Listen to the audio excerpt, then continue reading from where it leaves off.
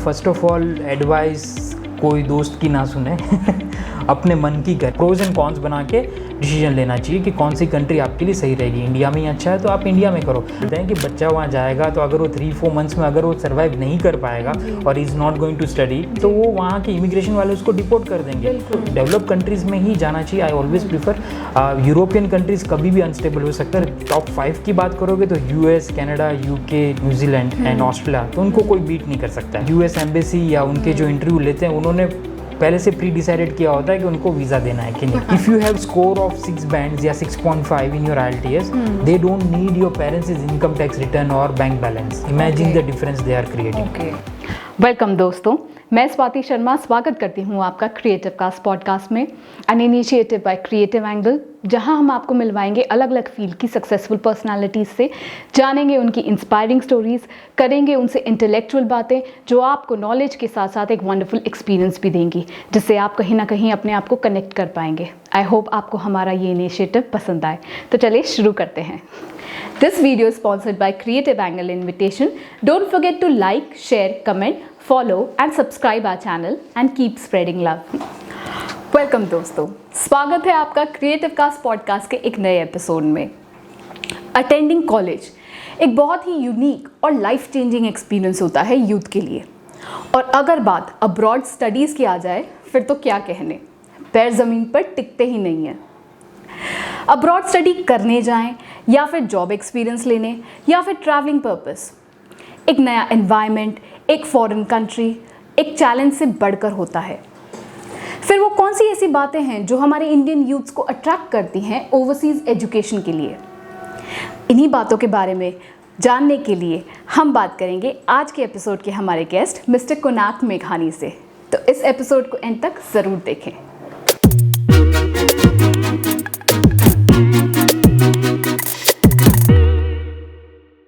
एक बड़ी पुरानी कहावत है, travelling thousands of mile is better than reading thousands of books. और आज की दुनिया में जहाँ लगभग हर कंपनी या एजुकेशनल इंस्टीट्यूशन अपनी एक इंटरनेशनल प्रेजेंस रखता है, वहाँ पर इंडिविजुअल्स का फॉरेन में स्टडी करना और जॉब करना यूँ कहें उनकी लाइफ के लिए एक एड ऑन या एक्स फैक्टर का काम करता है। लेकिन जब आप विदेश पढ़ने जाते हैं या विदेश में नौकरी करने जाते हैं तो अक्सर अच्छी परिस्थितियों के बावजूद भी कई ऐसे चैलेंजेस होते हैं जो आपको फेस करने पड़ते हैं। फॉर एग्जांपल नया culture, language barrier, unfamiliar environment, ऐसे कई प्रॉब्लम्स होती हैं जो अक्सर इंडिविजुअल्स को फेस करनी पड़ती हैं। तो आज के एपिसोड के जो हमारे गेस्ट हैं उनसे हम जानेंगे ओवरसीज़ एजुकेशन से रिलेटेड अपॉर्चुनिटीज़ और उससे रिलेटेड चैलेंजेस के बारे में। Let's welcome Shiksha Universe Gandhidham के डायरेक्टर मिस्टर कुनाक मेघानी।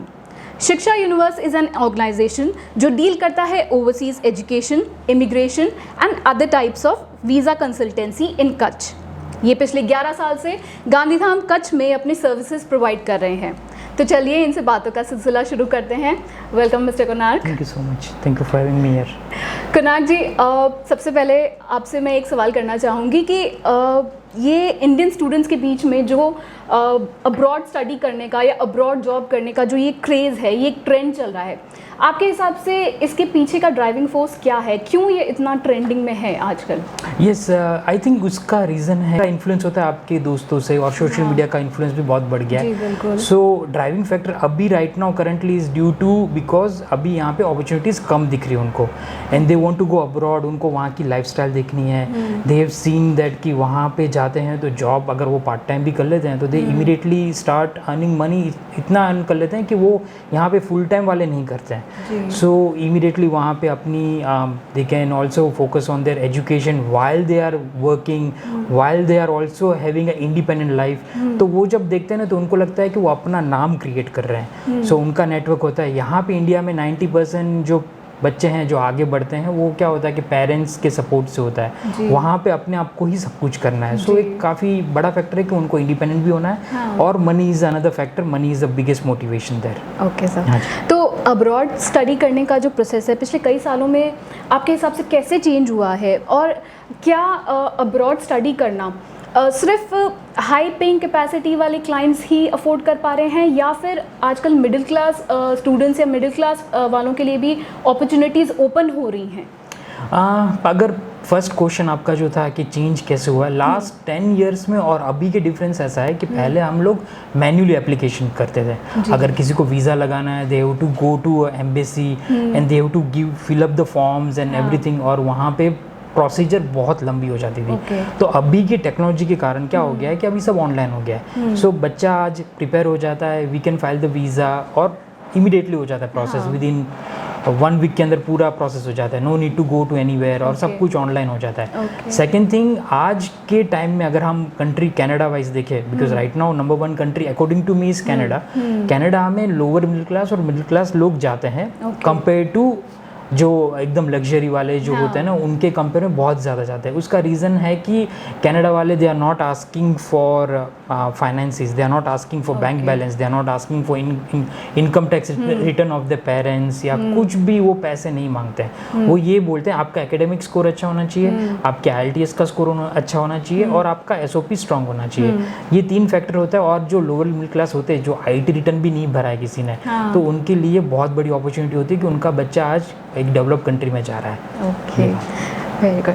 ठीक है कुणाल जी, ओवरसीज स्टडीज़ को लेकर मतलब अगर हम बोलें तो अभी भी कुछ कॉमन मिसकंसेप्शंस वो आपके हिसाब से क्या हैं और आप उनको कैसे दूर करना चाहेंगे? एक बहुत बड़ा मिसकंसेप्शन जो बच्चों का तो नहीं है बट पेरेंट्स का होता है, वो है दे फील कि वो वहाँ जाके पार्टी करेगा या बैड कंपनी, हाँ बैड इन्फ्लुएंस हो जाएगा। दे फील लाइक वो वहाँ जाके अगर ड्रग्स करने लग जाएगा, और ही और she might be into alcohol, वो एक होता है। हाँ, एक क्यूरियोसिटी के कारण बच्चा शायद वो क्यूरियोसिटी के कारण कर सकता है, ऐसा नहीं कि नहीं कर सकता है, बट वहाँ पे जाता है कोई बच्चा तो वो जाता है एक पढ़ाई करने जाता है। अगर वो पढ़ेगा नहीं तो within 3 months 4 months will be out of the country. So उसको वहाँ पे पढ़ना तो उसकी प्रायोरिटी है। सेकेंड थिंग, उसको जॉब भी करनी है। सो पेरेंट्स को वो लगता है कि वहाँ जाएगा तो मेरा बच्चा वापस नहीं आएगा और वो वहाँ जाके बिगड़ जाएगा। वो एक बहुत बड़ा मिसकंसेप्शन पेरेंट्स में वो रहता है कि भाई वॉच नहीं, हम वॉच नहीं कर पाएंगे हमारे बच्चे को कि वो वहाँ पे क्या कर रहा है। एब्सोल्युटली, उनको वो डर लगता है। तो हम ये बोलते हैं कि बच्चा वहाँ जाएगा तो अगर वो 3-4 months में अगर वो सर्वाइव नहीं कर पाएगा और is not going to study, तो वो वहाँ के इमिग्रेशन वाले उसको डिपोर्ट कर देंगे। So he has to study और she has to study there. It's not necessary कि वो वहाँ जाके बिगड़ ही जाते हैं कोई बच्चा। और सेल्फ कंट्रोल की भी बात होती है। आज बच्चे को बिगड़ना होगा तो वो इंडिया में बिगड़ जाएगा, तो वो तो हमारे कंट्रोल में नहीं है। So this is the biggest misconception right now. Okay Kunal ji, कोविड-19 पैंडेमिक के बाद आपके हिसाब से ओवरसीज़ एजुकेशन इंडस्ट्री पर कोविड-19 का क्या इम्पैक्ट रहा, कोविड-19 का कितना इम्पैक्ट रहा, साथ ही साथ जो ये ओवरसीज़ एजुकेशन इंडस्ट्री है इसका आप क्या फ्यूचर देखते हैं आने वाले टाइम में? इसका क्या फ्यूचर है, कितना आपको लगता है कि ये कितना ग्रो करेगा?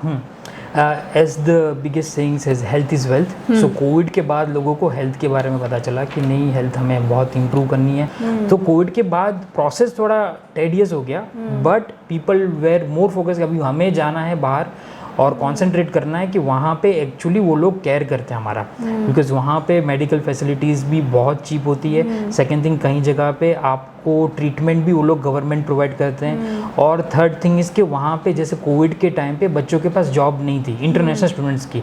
सो Canadian government give $2,000 to them for to survive, कि अभी आपके पास जॉब नहीं है तो ये पैसे रखो, वो तो वहाँ के सिटीजन है नहीं। सो ये सब चीज़ बच्चों ने देखी, तो उसके बाद उनको पता चला नहीं, वो लोग हमारी केयर करते हैं। और आई फील कि लॉन्ग टर्म में दूसरी कंट्रीज़, अगर हम बात करें न्यूजीलैंड, US की, अगर वो ओपन कर दे PR के लिए या ग्रीन कार्ड के लिए, तो बहुत अपॉर्चुनिटीज़ आएगी और ये बहुत बड़ा बिजनेस है।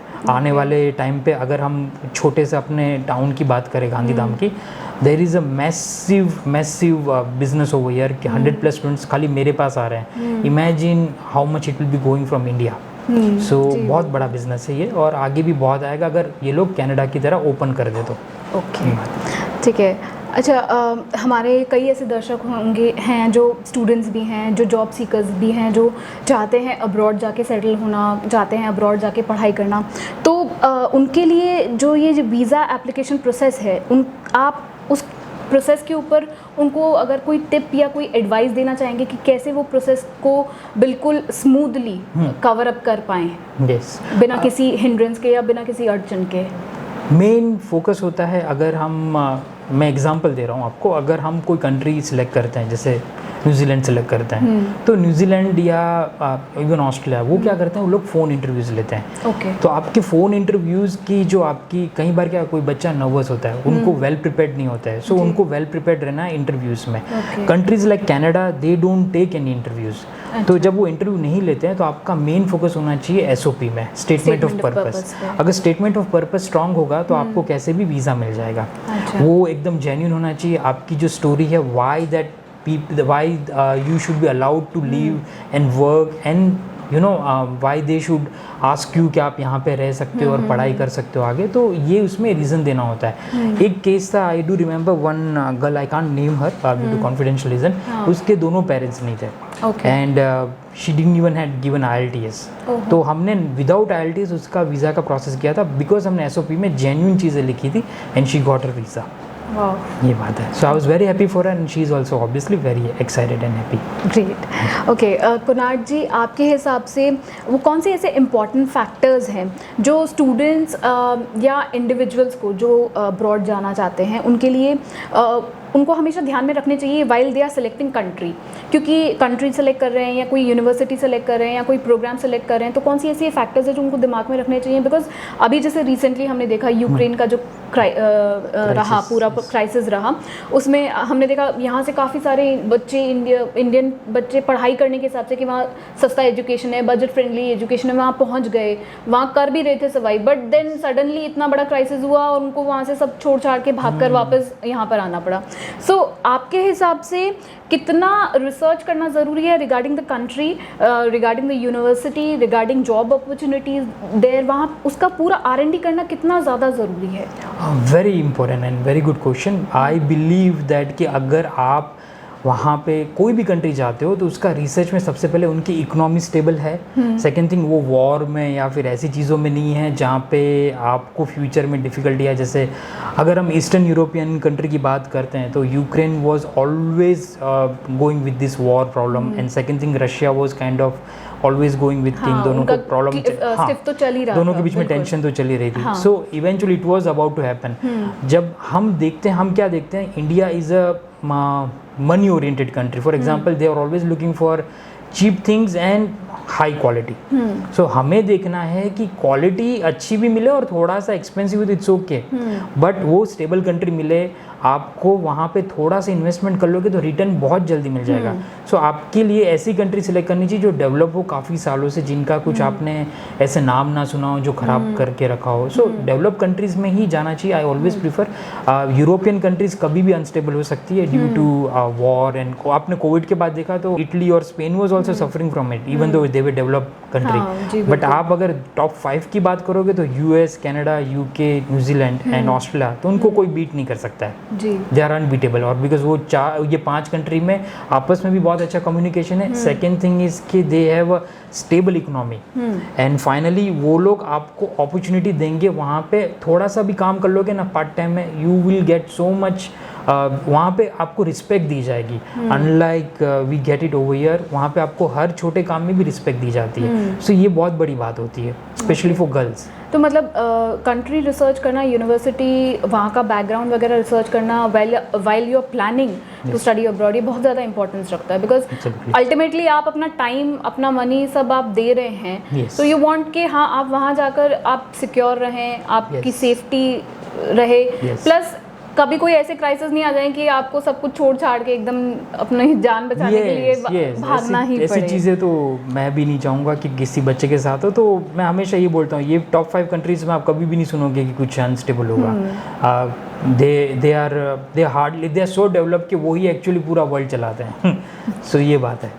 ओके। अब जैसे स्टडी या वर्क वीज़ा, स्टडी वीज़ा या वर्क वीज़ा जब भी अप्लाई करते हैं तो उसका नेक्स्ट फेज़ होता है इंटरव्यू। तो आपके हिसाब से कौन सी ऐसी चीज़ें हैं जो लोगों को ध्यान में रखनी चाहिए while they are facing the interviews?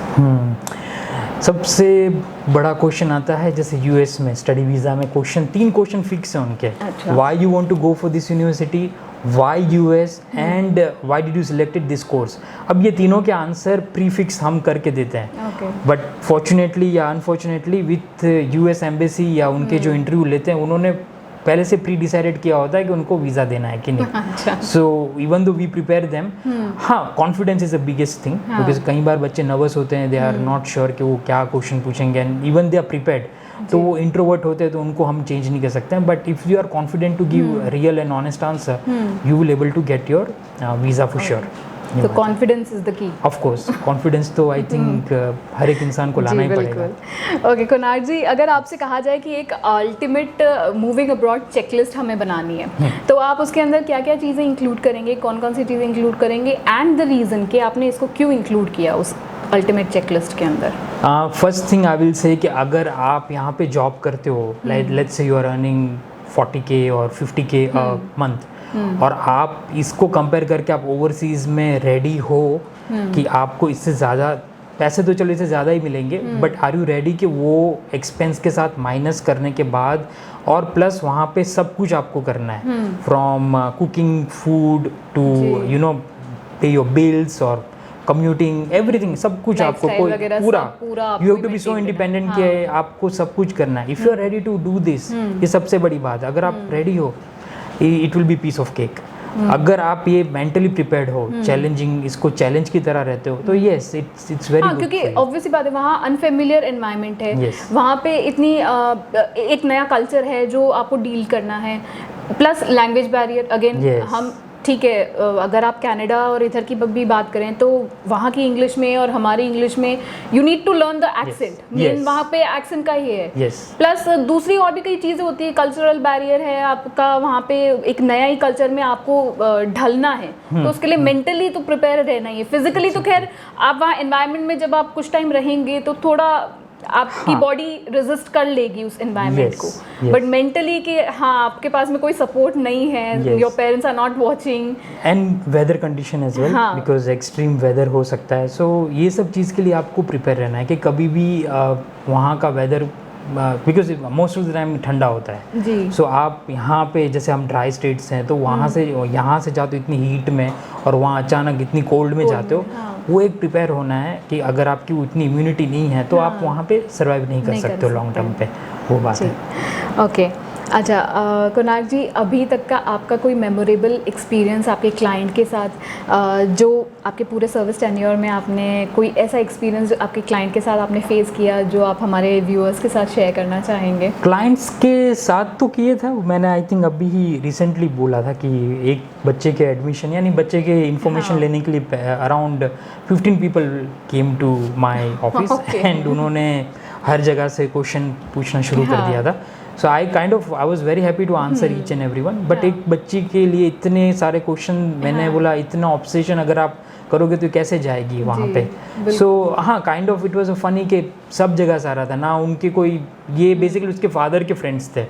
Father was not even asking this many question as much as उनके फादर के. सो ये थोड़ा फनी था. Second thing, I also was living abroad for 11 years. तो मेरे साथ एक फ़नी इंसिडेंट हुआ था where my first job was working in a car wash. तो अभी कार वॉश में क्या होता था कि वो लोग वहाँ पे डिक्की को बूट बोलते हैं. सो मुझे नहीं पता था वो टर्म वहाँ पे बूट बोलते हैं. सो मुझे बोला कि you to start cleaning the boot. Okay mate, ऐसे बोल के मेरे को, मैंने बोला ओके. तो मैंने अपने जूते निकाले, मेरे को लगा बूट साफ़ करना है, तो मैं बूट साफ़ करने लग गया वैक्यूम से. So the owner of the car wash came to me and said that what are you doing man, ये क्या कर रहा है, what is this, like I'm like you told me to clean the boot. So बोला कि boot. तो एक Indian था मेरे साथ, उसने बोला बूट नहीं डिक्की बोलते इसको. अरे oh yes I'll do that. So ये बहुत बड़ा फनी इंसिडेंट हुआ था मेरे साथ, and it was always there in my mind, क्योंकि बहुत ही awkward था सेम टाइम. इट्स के लाइक हाँ ये as I said earlier, language barrier. Yes, ये language barrier रहेगा, हमेशा रहता है, वो बात है. उनके कोई ऐसे वर्ड्स होते हैं जो हमें समझ में नहीं आता है. बिकॉज मैं आपको एक और इंसिडेंट दूँ, जब मेरी दूसरी जॉब हुई थी, I was working in a super market, and जब सुपर मार्केट में काम करते हैं तो आपको ग्रीट करना होता है जी. तो फर्स्ट टाइम था, और जब मेरा ट्रेनिंग हो गया था and I started working, first customer आया और कुछ भी नहीं बोला. मैं बोला मेरे को भी ग्रीट नहीं करना था. मैं बोला ओके, पता नहीं था मुझे. सेकंड कस्टमर आया तो उसने मुझे बोला हाउ इज़ गोइंग. मैं से बोला, नाक से बोलते वो लोग, हाउ इज़ इट गोइंग ऐसा बोला. तो मैं बोला I am going with tram. तो वो बेसिकली बोल रहा हाउ आर यू. तो मैंने बोला I am going with tram. हमें नहीं पता है क्या हो रहा है. ये ऐसे फनी इंसिडेंट हुए ना, I mean like he was looking at me और मैं उसका पूरा बैग पैक करके मैंने उसको दे दिया। मैं बोला ओके। फिर मेरी कलीग थी वहाँ पे, she was Australian, white Australian, तो उसने मुझे आके बोला that means he is saying how are you and what how is your day and okay that's you learn every day, ये बात हो गई। Okay great. ओके कुनाक जी, कोई पर्सनल एडवाइस जो आप हमारे व्यूअर्स को देना चाहेंगे जो कि अब्रॉड स्टडी करना चाहते हैं या वहाँ पे सेटल होना चाहते हैं, but they are not sure, they are unsure कि कहाँ से स्टार्ट करें? सो ऐसी कोई टिप या ऐसी कोई एडवाइस अगर आप उन्हें देना चाहें तो? वो अब्रॉड जाना चाहते हैं तो फर्स्ट ऑफ ऑल एडवाइस कोई दोस्त की ना सुने अपने मन की करे। If they want to go, they can not see कि किसी और का अच्छा हुआ है तो मेरे साथ भी ऐसा होगा। So I will always say strong suggestion है कि आपको शुरू करना है तो आप आपका रिसर्च करो कि आप प्रोज एंड कॉन्स बनाइए कि इंडिया में आपके क्या बेनिफिट्स है और आप ओवरसीज जाते हो तो क्या बेनिफिट है। If you want to be independent then you should go abroad, and वो आपको जो सिखाएगा वो पूरे वर्ल्ड में नहीं सीखने मिलेगा, बिकॉज पूरा अलग कंट्री है। You will be creating your own network. जैसे मैंने आपको कहा, आपके ना पापा मम्मी आएंगे ना कोई आपका फ्रेंड आएगा, सो आपको अपने आप को उसमें स्ट्रांग बना देंगे। सो माय सजेशन इज के आप किसी की ना सुनो और आपकी जो किस्मत में जो आपने लिखा है वो आपके मन से जो किया वही करो। This what my suggestion is. But pros and cons बना के डिसीजन लेना चाहिए कि कौन सी कंट्री आपके लिए सही रहेगी। इंडिया में ही अच्छा है तो आप इंडिया में करो। मेरे पास ऐसे क्लाइंट भी आए थे जिनकी job they are earning 2 to 3 lakhs a month, and they are asking me कि if they settle abroad do you suggest that. मैं बोला आपको इंडिया में जो 2-3 lakhs is a very luxurious life बिल्कुल पर मंथ। सो दे सेड कि should we go and बच्चों के लिए। मैं बोला नहीं, क्यों, आप भी यहाँ प्रोवाइड कर सकते हो बच्चों को। अगर you are financially secure, not an issue, तो आप कर सकते हो। Let the child grow and then वो डिसाइड करे उसको जाना है कि नहीं। Till then I will suggest not to go. This I also give them right advice. कैसा नहीं है कि मेरे को ही फायदा हो मैं ऐसा करूं। नहीं, सही बात है। So I give them that advice. If you are growing in India then ultimately unless आपको है ही वो कि नहीं मेरे को जाना है, तो वो अलग बात है कि वो क्रेज के लिए चले जाएंगे, फिर वो अर्निंग नहीं मिलेगी उनको। बिल्कुल, और वो क्रेज भी वो कुछ टाइम तक रहेगा, फिर टेम्पररी रहेगा, फिर ultimately reality will hit. Yes absolutely. क्योंकि यहाँ पे आपने जो लग्जरी जो इंडिया में अगर हम कंपेयर करें इंडिया की बात करें तो वहाँ इंडिया में लग्जरी ये है कि आपके पास मैन पावर बहुत है जी। You can call someone and immediately you will get that labour wise, but वहाँ पे लेबर नहीं है। So everything you have to do by yourself. वो बात है, ये बड़ा डिफरेंस है। तो कुनाक जी, एक सवाल आपसे और कि IELTS जो international English language testing system है, इसका अगर आप थोड़ा ब्रीफ में अगर आप हमारे व्यूअर्स को बता सके कि ये क्या है, इसकी इतनी इम्पोर्टेंस क्यों है? IELTS है ना, basically I think 30-40 years back शुरू हुआ था और ये शुरू किया था ब्रिटिश काउंसिल, IDP ऑस्ट्रेलिया और कैम्ब्रिज इंग्लिश ने। अब जो कैम्ब्रिज इंग्लिश है वो बुक्स बनाने में लग गया, उसने कभी भी इसका ज़्यादा फोकस नहीं किया एग्ज़ाम में। IDP और British Council were the only one जो इसकी एग्ज़ाम कंडक्ट कर सकता है। अब ब्रिटिश काउंसिल भी लास्ट ईयर सोल्ड आउट हो गया, 2 years बैक सॉरी। तो अभी पूरा IDP ऑस्ट्रेलिया कंट्रोल करता है। जो IELTS है मोर देन 200+ कंट्रीज़ में एक्सेप्टेबल है। अब IELTS की इतनी वैल्यू है कि उसका अगर स्कोर आता है, एंट्रेंस एग्ज़ाम है बेसिकली, अगर वो एंट्रेंस एग्ज़ाम आप देते हो तो आपको दूसरी कोई एग्ज़ाम देने की ज़रूरत नहीं होती है। कंट्री लाइक कनाडा, अगर आप IELTS, मैं आपको वापस कनाडा के लिए जा रहा हूँ, बिकॉज IELTS का इतना वैल्यू करते हैं कि if you have score of 6 bands या 6.5 in your IELTS, they don't need your parents' income tax return or bank balance. Imagine the difference they are creating. So बहुत बड़ा importance है। और IELTS is accepted everywhere, all around the world, हर एक जगह पे acceptable है। अच्छा, दूसरा सवाल आपसे ये भी मैं करना चाहूँगी कुनाक जी कि immigration policies, law and procedure जो हैं, आपके हिसाब से वो उसमें क्या वो उन पॉलिसीज़ में क्या ऐसी बात होती है जो कई बार हिंडर करती है while you are going through the immigration process? जब आप इमिग्रेशन प्रोसेस में जाते हैं, इंडियन पॉलिसीज़ की बात कहें या ओवरसीज़ पॉलिसीज़ की बात कहें, तो कौन सी ऐसी कुछ हैं बातें जो कई बार आपके उस प्रोसीजर के दौरान हिंडर करती हैं? बहुत ही अच्छा क्वेश्चन है। आई रिमेंबर माई टाइम जब मैं फर्स्ट टाइम गया था, अगेन ऑस्ट्रेलिया गया था। सो इमिग्रेशन वाले ने वहाँ पे बहुत सारे, ऑस्ट्रेलियन इमिग्रेशन ने बहुत सारे क्वेश्चन पूछे। They give you a questionnaire, वो आपको एक फॉर्म देंगे, आपको फिलअप करना है। वो फिलअप करने के बाद आपको क्वेश्चन पूछे जाते हैं कि आप कोई खाना लाए हो, ऐसा कुछ लाए हो। So they don't allow any seeds वाला या ऐसा कुछ भी फूड अलाउ नहीं करते हैं। As a student I didn't knew that. और काफ़ी ये लोग लेदर जूते भी अलाउ नहीं करते हैं। ओके। सो मेरे साथ हुआ था, so what they did was कि उन्होंने मेरे वहीं के वहीं जूते फिकवा दिए। सो क्या होता है कि ये सब चीज़ें हमें पहले से ही पता होना चाहिए as a, but that's due to safety and security, कहीं ना कहीं वो कुछ सेफ्टी, हाँ आई थिंक बायो हैजार्ड के कारण उनको वो था, यस वो रहता है। तो हमें एज अ इंडिया से ही अगर किसी ने वार्न किया होता है कि ये चीज़ें आपकी वहाँ पे अलाउ नहीं है, तो we would know better, because वो उनकी पॉलिसीज तो चेंज नहीं करेंगे। बट हमारे यहाँ से थोड़ा इन्फॉर्मेशन होना चाहिए जब हम यहाँ से डिपार्ट करते हैं। तो as a maybe as a agent, जैसे मैं एजेंट हूँ तो मैं बच्चों को सब बता देता हूँ वहाँ पे कुछ भी हो सकता है। बट काफ़ी बच्चों को इन्फॉर्मेशन नहीं दी जाती है कि अगर आप वहाँ जाओगे तो ये चीज़ आपको फेस करनी पड़ेगी। इमिग्रेशन फॉर्म फिलअप करने के बाद भी आपको वहाँ पे जिस तरह से चेकिंग करते हैं, मैंने वो भी देखा, वहाँ पे 2 टाइप की लाइन थी। एक थी ऑस्ट्रेलियन सिटीजन या पीआर की, और एक थी आप खाली इंटरनेशनल टूरिस्ट और स्टूडेंट्स की। So I kind of felt discriminated कि उनके लिए वो हमारे लिए, क्योंकि उनको ईजी चेकआउट हो गया और हमको टाइम लगा। सो ये थोड़ा देखते हैं, पर ये सब चीज़ें हमें अगर एडवांस में पता हो ना कि हमारे साथ ये हो रहा है, तो मतलब इंडियन गवर्नमेंट को, अगर मैं कहूँ कि इंडियन गवर्नमेंट को अगर आप कोई ऐसा कुछ एडवाइस या कुछ ऐसा देना चाहें कि वो इमिग्रेशन पॉलिसीज़ में क्या ऐसे चेंजेस या क्या ऐसा कुछ लेकर आएँ कि वाइल जब बच्चे बाहर जाते हैं तो उनको फेस नहीं करने पड़ी ऐसी डिफ़िकल्टी है, तो वो क्या चीज़ रहेगी?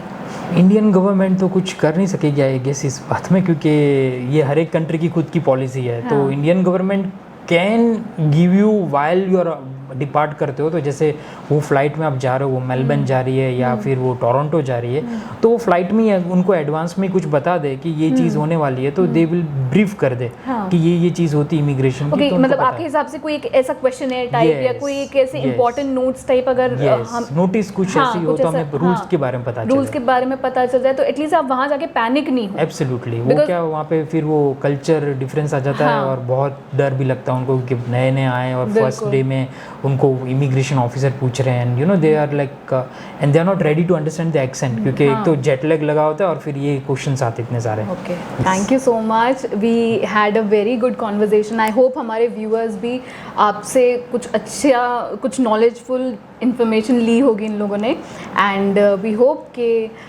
यू ग्रो, यू सक्सेस, और हमारे व्यूअर्स आपसे कांटेक्ट करें और आप उन्हें राइट एडवाइस दें।